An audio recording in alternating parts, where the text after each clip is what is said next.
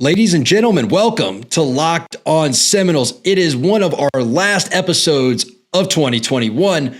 I'm your host, Max, and right there, I've got Tally Drake. Drizzy, bud, how you doing, man? Chilling, my guy, chilling. You know, stoked you talked about some New Year's resolutions heading into the new year for us, ourselves, and for this coaching staff as a whole. Yeah, man, I painted a couple rooms today. I painted my daughter's room. Folks, this is why you don't. Did you finish your recording studio, or is that just, you're testing? No, so that's colors? still sample paint. I have that paint now, though. I have a gallon of it. I got to do the wall. I'm just doing the one wall here, the accent. For those of y'all watching on YouTube, you get to see fun things like how many days in a row is Max going to go without painting his wall. And while you're looking at that and you're guessing that, make sure y'all hit the subscribe button, like the individual video, hit that bell up there. That way you get notified every time we publish a new video, which is Monday through Friday, 5 days a week, coming at y'all with FSU content. We have both been covering the team for over a year and a half now. We both went to Florida State. Collectively, we both have bachelor's degrees from there and spent a collective 11 years or so there. So you guys can do the math on that one as well. If you're on the podcast, make sure you follow us. Make sure you leave a 5-star review. And YouTube, we're responding to comments, so just comment what y'all hear. Broderick J-Lo, hope I said that right. Hope it's not Hallow. Thanks for the heads up, by the way. We did reschedule ULM that year in 2017, not Delaware State. But to Drake's credit, we played Delaware State right before the UF game. So, they were an FCS team we played in November. Nonetheless, thanks for educating me, my guy. Thanks, yeah, exactly. Guys, seriously, if we say something wrong, please throw it in there. We don't care. I'm happy to be corrected. I'd rather be corrected than sound dumb, and, I can, whatever. So, yeah, we got a great show for y'all tonight. The theme is New Year's resolutions. We're going to talk about what the coaching staff's individual New Year's resolutions as coaches should be. We're going to talk about what the New Year's resolutions as a fan base should be. And we may even throw some of our own in there. We'll see how we do on time. Sit back, relax, and ladies and gentlemen, let's do this thing. Ride.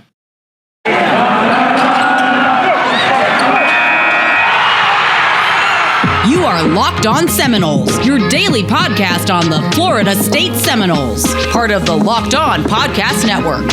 Your team every day.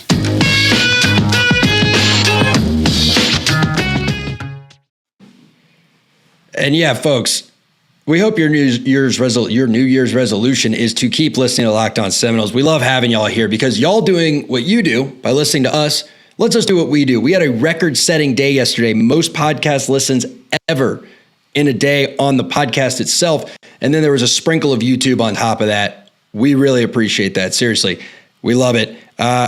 If y'all have a glimpse into my life, again, paint there. Drake, I painted Charlotte's room today. Like I said, don't ask the 4-year-old what color she wants her room because I asked her. You know what she said? You deserve rainbow. You deserve that. You deserve. Yes, I know what just happened. You should know better than that. I'm trying to teach her to make her own decisions. So I said, "Well, what do you want?" She said, "Rainbow."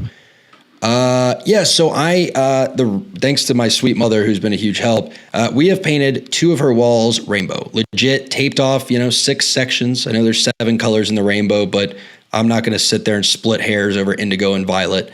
We decided to just But let's talk New Year's resolutions before we get too deep into it. Drake, let's start with the offensive coaching staff. If you were going to have a conversation with Alex Atkins, you're going to say, Coach, as a coach, here's what your New Year's resolution needs to be. Something you need to make sure that you do this year. What would it be? What would you assign to him? That's really difficult because I think he's the only one on the entire side that does his damn job. Probably if I'm Alex Atkins, If I'm Alex Atkins, I would honestly probably, my goal for him if I was him is just continue what he's doing with the offensive line and probably develop a first-round talent on an offensive line. And I think you kind of could have something like that with a Robert Scott. We also have Caden Lyles coming in and Bless Harris too, like very quality pieces. So maybe, I don't think he's had someone drafted like in the top 3 rounds yet, actually since he's been coaching. So that probably for him could be a personal goal moving forward that could benefit the entire team because quite frankly, he's done well in recruiting. He's done well with development, and quite honestly, he's going to be a head coach very, very, very soon from what I've been hearing. So maybe for development-wise, for like have that kind of feather in the cap with a second-round pick, a first-round pick, so that can be definitely something he can have. I think that's a great one. Yeah, I mean, he had a 6th-rounder at Charlotte, which is like having a 1st-rounder at Florida State. Yeah. However, look, the thing with Atkins that worries me going into this year is Can he find the balance of letting go enough of being the offensive line coach and focusing on the OC job without sacrificing the quality of what he's done with the offensive line? For example, we're bringing in, 6 offensive line prospects and 2 transfers, so 8 total. And probably more, too, after the bowl games are done. Sure, but it's like you got to bring in another 4 prep kids next year. You know what I mean? They need to be high-quality blue-chip kids, and you need to bring 2 or 3 depth pieces. So you got to be able to recruit that, but now you're the OC. So you also have to be talking to the wide receiver recruits. You got to be talking to Chris Parsons. You got to be talking to all these kids. Sorry, folks, slight mic blowout there. The point is the negative recruiting against Alex Atkins will be, hey, you need to go to a school with a real OC, not a school with an offensive line coach that they just promoted to OC so he wouldn't leave. It doesn't mean that that's who he is. It doesn't mean he won't be able to make that transition, but he's going to need to prove he's made that transition. You know what I mean? Yeah, I'm just not worried about that because he was an offensive coordinator and a run game coordinator at Charlotte for 2.5 years. So it's like he has that talent for him. I mean, he's got the job where that's not bad. And quite honestly, I think he's someone that actually has been able to be multifaceted because he also had to work with tight ends, how to properly block, also helps out with the running back room as well. So, and if we're being honest here too, with negative recruiting, I think he's the only one on the staff that you can't negatively recruit. I think he does everyone else's job, for them. So I think he's fine. But I get your point. Yeah. And I'm not saying he won't be a great OC. I mean more like it's how you message it, right? Like he needs to get that message out to recruits before they get the alternative message thrown in front of them. And these kids don't have, they don't pay attention to the program the way we do, right? So they meet him. He's got to really adapt that message. So I'm going to go with one on the defensive side of the ball. And I'm going to basically talk about the entire defensive staff. And their New Year's resolution, in my opinion, needs to be they have to moneyball Jermaine Johnson. They have to figure out a way, in my opinion, to get 10.5 sacks and whatever he had, 25 QB pressure hurries and however many pressures on, 150 pressures or whatever. They need to be sitting there every single day doing the math and going, how do we replicate him through 2 or 3 guys? Because you're not going to get a Jermaine Johnson on this team this year. It's very unlikely. He was a generational type deal, right? Somehow was just on such a great team. He couldn't find playing time at that position despite being an animal. Comes to Florida State, and he is everything he's promised as. But I was thinking about your comments yesterday and what you said about why you don't think the defense will take a step forward. And it made me think of playing NCAA 14, right? The way to win in that game is a simple philosophy of football. Get pressure on the quarterback. The way to win in today's game is still the same as it was on a video game 10 years ago.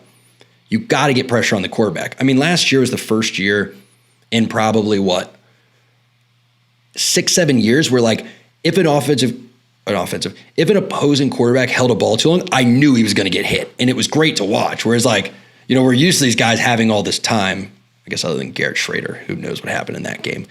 But they've got to find a way to replicate that pressure, because if we can't get that kind of pressure next year, I don't think we have the secondary. And I don't think college secondaries are frankly built to be able to let every quarterback have 5 or 6 seconds to throw, or we're going to get freaking carved apart. So I don't think even the NFL you can do that either. I mean, aside from a Derwin James or a Jalen Ramsey, you're not going to have that. And that was kind of my point. I kind of agreed that they need to find some way to replicate not only Jermaine Johnson, but also Keir Thomas on the side. I don't know if Fabian Lovett is actually officially coming back as of yet. I mean, I wouldn't be surprised if he goes to the NFL, because I remember, I think what his son has the medical condition that hopefully, just being taken care of. But we don't know exactly what's going to be moving forward with his defensive line. So I would have probably find that. And the other thing too is I think they need to figure out how to close on some of the recruiting people. They need to figure out how to actually find a close on some of these kids. They were able to sell with the kids and keep them firmly committed to the ones that we already had. But we whiffed on every single kid that we were, linked to towards the end.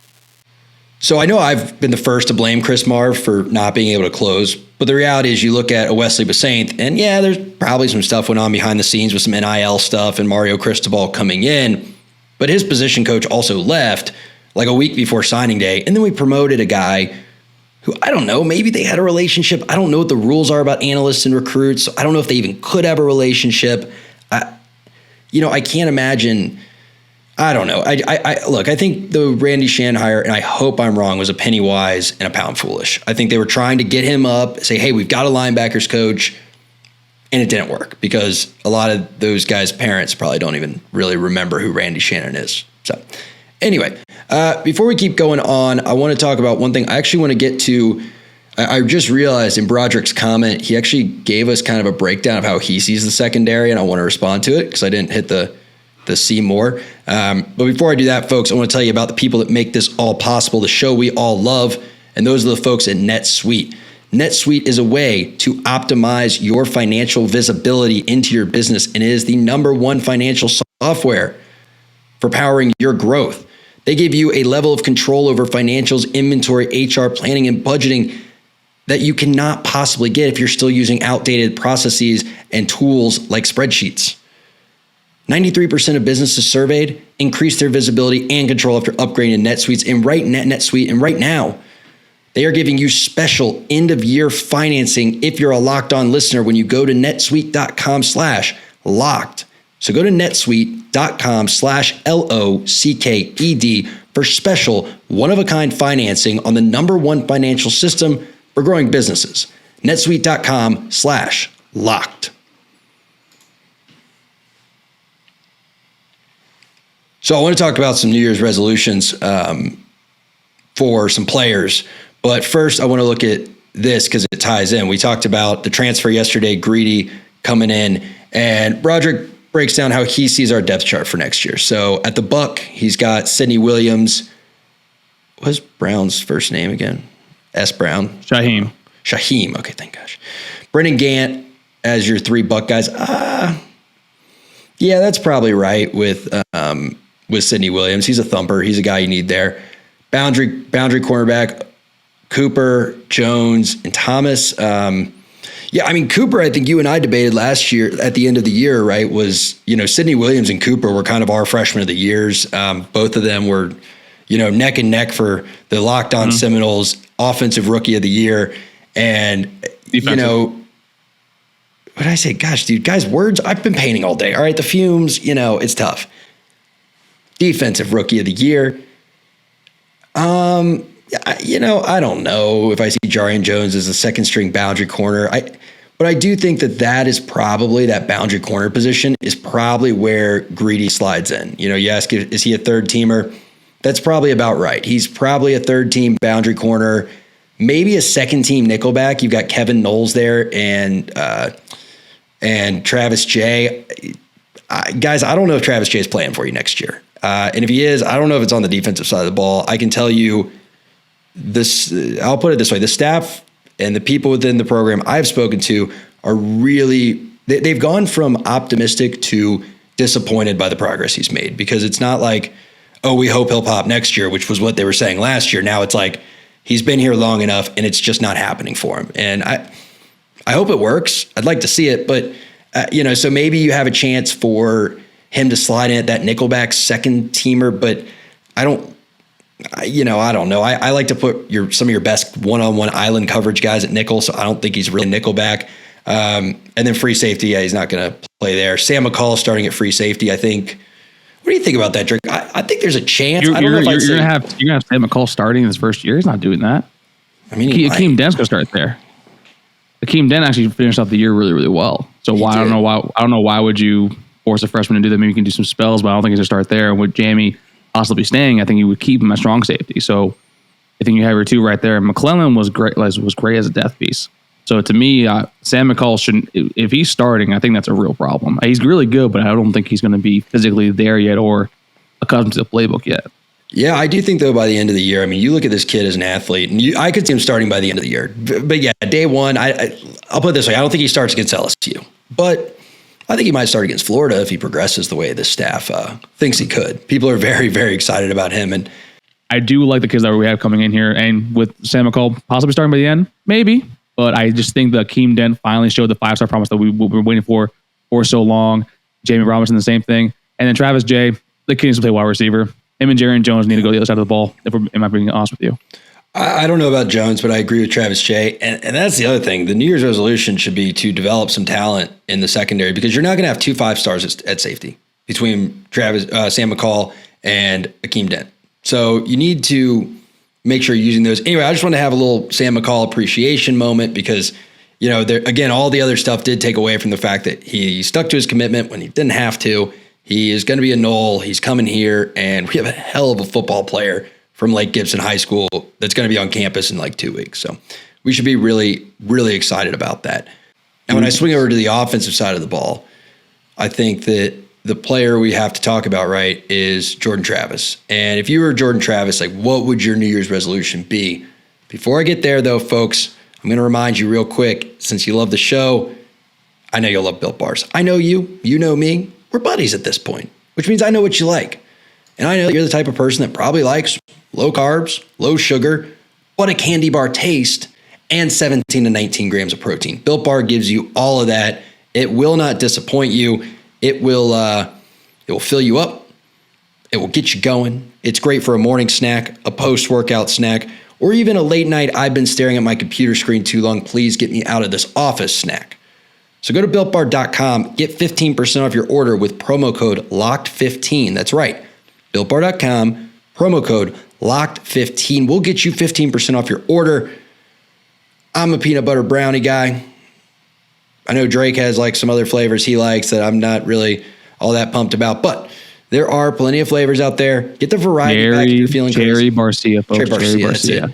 So yeah, tons of flavors. All are great tasting. All are nutritious and all are delicious. BuiltBar.com. Promo code LOCKED15. All right. So for me, Jordan Travis's New Year's resolution needs to be learning how to take short sacks. And here's what I mean by that. I was rewatching some clips today because I was procrastinating painting. And I realized that Jordan Travis, how do I put this? There is a difference between taking off to run and trying to get back to the line of scrimmage. The way you hold the ball is a little different. The avenue you take is a little different, right? Because when Jordan Travis is in the pocket, if he sees a hole between the left tackle and the left guard, that maybe he can get through and there's 15 yards of daylight. Or there's a bigger hole between the right tackle and the right guard, and probably the right guard in the center. There's a bigger hole that will definitely get him back to the line of scrimmage, but the QB spies there. I need him more often, not every time, but more often to take the good play instead of going for the perfect, because I noticed a lot, he'll try to hit that hole there. It'll close on him. He'll get drugged down, something like that. It, for whatever reason, can't slip through, and you end up with an 8-yard loss when it's like, hey, you know you're not going to get more than 2 or 3 yards on this right side, but it will get you back to the line. And I think another symptom of him having that mentality, if it's okay to take a short sack versus having to, 10-yard run or bust, will be staying in the pocket longer. Because I went back during my procrastination, I watched 4th and 14. And he has no intention of leaving that pocket. That was like one of the few times this year where you can tell, you see it in his footwork, couldn't actually see his eyes. I wish I could say saw it in his eyes, but you didn't. But you see it in the footwork, you see it in the way he plants on his back foot, no intention of crossing the line of scrimmage, and delivers an absolute bullet. So I want to see a little more of that from Travis of like, no matter what on this play, I'm either getting to the line of scrimmage or I'm getting rid of this ball. Not like I know it sounds counterintuitive of like turn that super talented thing he's got with his legs off. I'm not saying do it every play, but sometimes I want him to really practice committing to the throw because he's gotten really damn good when he does that. That was going to be mine, actually. I think he has commitment issues. And I mean that, like, so in the football sense, folks, because primarily, if you notice, like, in the play Max is describing, there's a lot of times over the course of the year, kind of got a little bit better as the year progressed, where that you can see where Jordan, the way he's like kind of running or moving, the way he's holding the ball. I can't tell whether or not he wants to finally go off and take off and get easy 5 or 6 yards, or he's still like looking for the play. Typically, when you're that far off and that far down the field and you can still kind of throw the ball, you should just, you have those legs for a reason. That's your natural God-given talent. I know I would love for you to be a pure passer. That's not you. It's not. I'm sorry. But if he's able to actually stick to one or the other and kind of like not stick there, but like pick one to choose from, like Max was saying, maybe move the pocket a little bit to the right, go back, plant his feet. Or if you know there's nothing down there, stop trying to extend it and try to find another play for a pass the ball. You have the legs to go do that. So it's like that's something I need to see, because there are oftentimes like where he's going to throw the ball, but he has all this room in front of him, and he still decides to hold it back and to try to make something out of nothing. Yeah. Or, he'll hold the ball or start running a little bit too long for maybe 2 or 3 yards, but there's someone wide open actually in the middle of the field. So it's kind of like you need to sort of get in your mind to just commit to one or the other, because that's, I think, your next progression for him, because he can be a very good player for that. That's a great point. Yeah, there were times this year, and I think that was part of the improvement, right? But there were times where you're like, okay, I know you want to throw the ball here, Jordan, but just run. You had 15 yards of daylight. Get 15 yards, get out of bounds. It's still a first down. Yeah. Most time, unless we're 2nd and 20.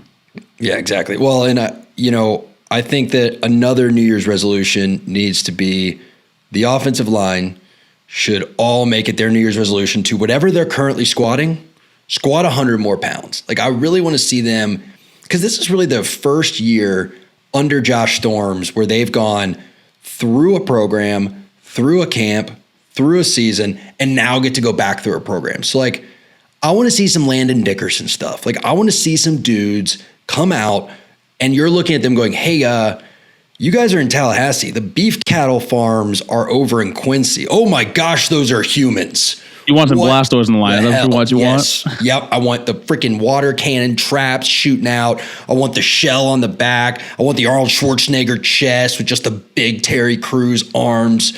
I want it all. And I want it now. So that needs to be their New Year's resolutions, get in there. But what about you, Drake? We kind of hit all the topics today. We talked a little bit about coaching. We talked a little bit about, I don't know, players. You got any New Year's resolutions? What are you thinking? For the staff? Not for you, man. Like, what's your New Year's resolution? Give the people a little personality pick. We're not that deep into the off season. We can give them a little know your host insight. Let's see. I think my New Year's resolution is I need to communicate more when I'm having my own personal problems, personal issues. I don't do that, which is really funny because I talk to you, I talk to Dave, like whenever one of y'all's going through something, I'm always there for y'all. And I never take my own advice, ever, like at all. And I literally just bottle up inside, put a little, I think it's the older brother syndrome. I do the same thing for my little brother too, whenever he has problems. And I'm your older brother, I'm taking care of you, I'll take it for you. I got to stop doing that, dude, and help myself out for that. And also for me to not be so depressed when we don't win 7 games this next year. That's another one too. Yeah, stop letting my happiness for a large chunk of the year hinge on the performance of 18 to 22 year olds. But that one's not going to happen. Mine is just to, all right, so this isn't going to come as a shock to anyone listening to this, but my first reaction to things is to yell. Like, it doesn't matter what happens. If someone comes around the corner, I'm like, if something happens that's like mildly inconvenient, and I mean mildly in the mildest sense of the word, I yell. It's just, I'm a yeller. I don't know. I'm a big Irish dude that yells about stuff. Big? So my goal, I used to be a little bigger up here, a little smaller down here, but now I'm kind of, anyway. Yeah. So that's my resolution, is just like, try to work on my first reaction, everything not being take the volume to 10, because it'll probably help me in life. And, I don't know. So anyway, folks, that is what we've got for you today. We got some resolutions out of the way. We talked about, in a roundabout way, what we want to see from Alex Atkins as he transitions into being an offensive coordinator. We talked about how we want to see Jordan Travis develop as a quarterback. We talked about Sam McCall and the secondary and kind of how we see him fitting into that, and some perspectives on those guys. And we wrapped it up with some of our own New Year's resolutions. So we appreciate y'all stopping by. Broderick, thanks for the question. And again, I'm sorry I missed the detailed breakdown the first time. But folks, feel free to drop questions on the YouTube video. If you're listening on the podcast, just shoot us at Knowles Anonymous, a DM on Twitter. We'd love to answer some questions later this week. We will have an episode for y'all tomorrow. TBD on Friday. I will keep y'all posted. But either way, make sure you're subscribed. That way, if we do drop one, it pops to the top of your feed. With that was Drake. I'm Max, and this was Locked On Seminoles. Take care, everybody. And he does know tomorrow is Friday. It's just been a long day. Oh, yeah, that's right. Well, we're recording on Wednesday, so it gets a little tough. Anyway, but we might do on Saturday. Who knows? Stay subscribed.